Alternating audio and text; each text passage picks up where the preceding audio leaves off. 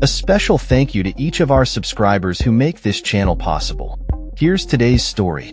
In a significant development, U.S. diplomats met with Syria's newly appointed ruler, Ahmed al-Sharaa, on Friday, marking the first formal diplomatic engagement in the war-torn nation since the early days of the civil conflict.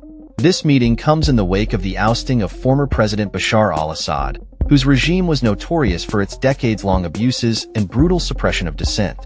The diplomatic dialogue aims to address the international community's concerns regarding the new Islamist-led government, particularly its commitment to moderation and inclusivity.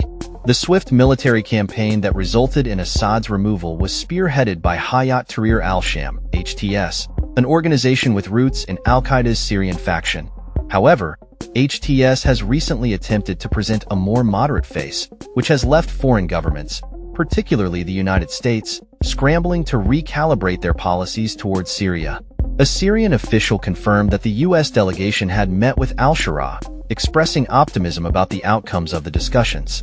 However, a planned press conference following the meeting was canceled due to security concerns, highlighting the precarious situation in the region. The U.S. diplomats, led by Barbara Leaf, the top State Department official for the Middle East, also intended to engage with various civil society representatives, minority groups, and activists to gauge the broader implications of the regime change.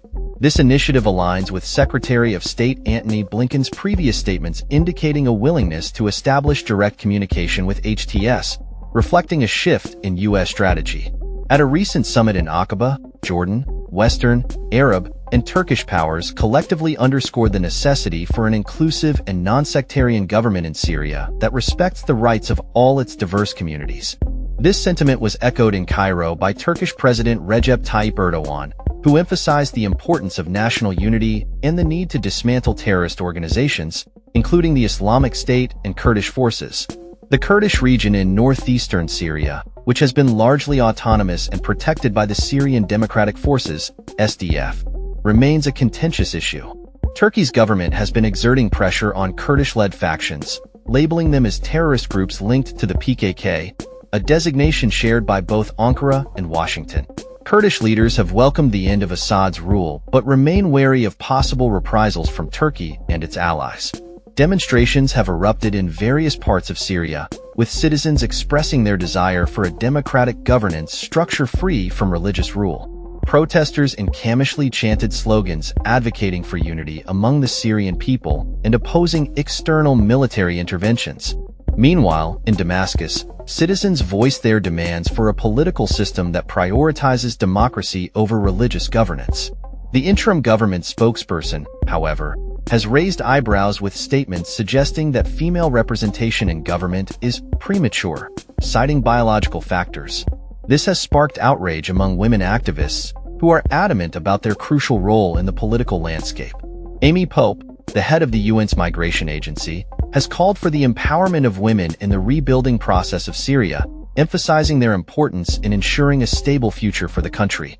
As the world watches closely, the implications of these diplomatic efforts remain to be seen.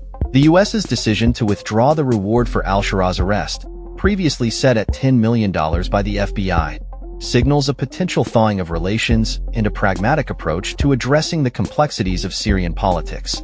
Leaf described the talks as productive and expressed hope that al-Sharaa's commitment to combating terrorism would pave the way for improved stability in the region. The ongoing conflict in Syria has resulted in the deaths of over 500,000 individuals and has displaced millions, creating one of the largest refugee crises in modern history.